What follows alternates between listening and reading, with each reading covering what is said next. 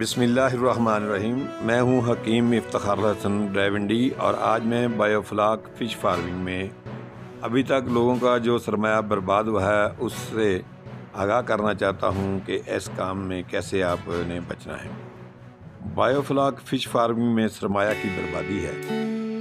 ہمارے ملک میں کچھ مفاد پرست لوگوں نے یوٹیوب پر اشتہارات دے کر بایو فلاک فش فارمنگ کی تربیتی کلاسز کا انعقاد کیا اور لوگوں کو سبز باغ دکھا کر بایو فلاک ٹینک بنائے۔ یہاں فش فارمنگ کی تربیت نہ ہونے کی وجہ سے لوگوں کا بیشتر سرمایہ ضائع ہو گیا ہے۔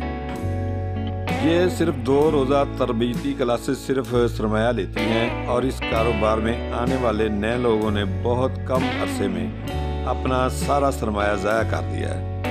لہٰذا یہ ضروری ہے کہ اگر کوئی بایو فلاک فش فارمنگ میں سرمایہ کاری کرنا چاہتا ہے تو اسے سب سے پہلے بایو فلاک فش فارمنگ میں کم از کم 1 سال تک کام کرنا اور کسی فارم پر جا کر کام سیکھنا چاہیے تاکہ اس کے تمام نفع و نقصانات اور نتائج معلوم ہو سکے اور آپ کو پتہ چلے کہ ایک مچھلی 1 کلو گروتھ جب کرتی ہے تو اس پہ خوراک کے کتنے اخراجات آتے ہیں اور مارکیٹ میں اس کی کیا قیمت ہے۔